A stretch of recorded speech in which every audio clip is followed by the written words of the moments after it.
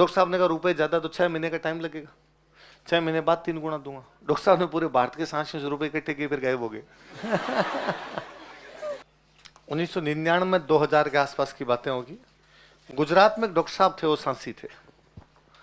उन डॉक्टर साहब ने एक दिन अपने अड़ोस पड़ोस में जो भी कोई उनके जानकार रहते थे सांसी, उनको कहा कि मेरे को रात को सिकोदरी माता ने दर्शन दिए।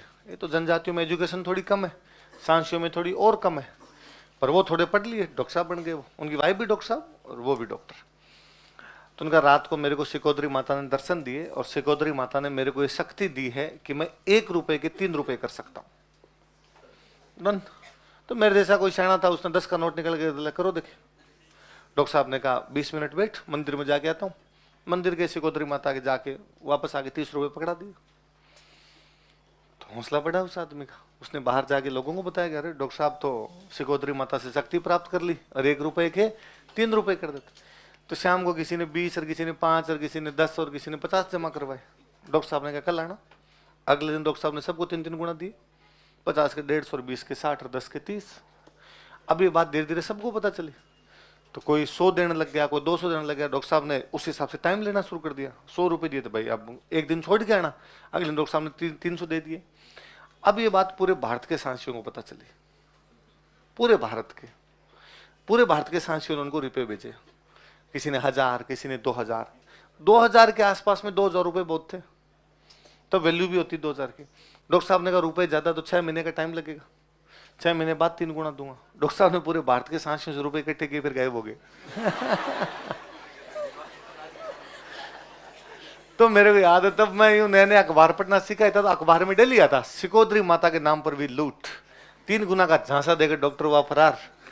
फिर वो अपने जोधपुर में गिरफ्तार हुए थे मेरे। तो अब हमारे, अभी मैं जिस गांव का बता रहा था 4 BGM, वैसे वो लिखा भी नहीं जाता, वहां हमारे एक सांसियों का घर। अच्छा, गांव में अखबार इक्का दुक्का अखबार आया करते, हमारे घर पे अखबार आता, तो अड़ोस पड़ोस के सारे लोग वहीं बैठ के पढ़ा करते ज्यादातर।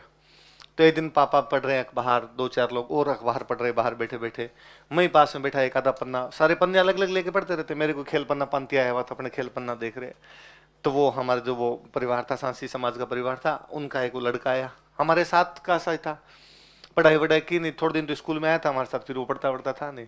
वो यार उसने पापा को कहा कि वो गाँव में मास्टर जी कहते हैं गुरुजी, तो यार उसने कहा गुरुजी अखबार में हमारी खबर आई है, अखबार में हमारी खबर आई है, पढ़ के सुनाओ मुझे।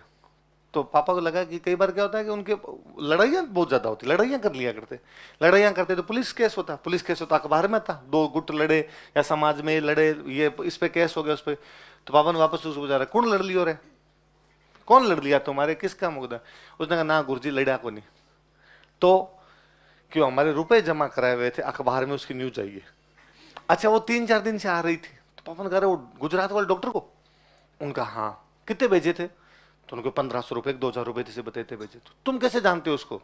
पाकिस्तान बॉर्डर पे एक कोई गांव है जिसमें बेमुश्किल 50 घर है, जो अपने जिला मुख्यालय से 150 किलोमीटर दूर पड़ता है, जहां पर शाम को 5 बजे के बाद कोई बस नहीं आती, जहां पे रोड नहीं है, जहां पे कोई आपके बिजली का साधन नहीं है, कोई टीवी नहीं है, रेडियो भी इक्का दुक्का घरों में, अखबार गांव में एक आता है। तुम्हें पता कैसे चला कि एक आदमी 1 रुपए के 3 रुपए कर रहा है?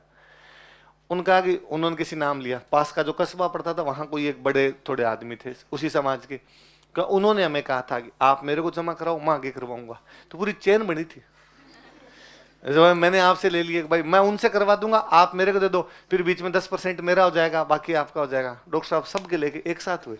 तो मैंने पहली बार सिकोदरी माता का तब नाम पढ़ा था कि 1 रुपए के 3 रुपए।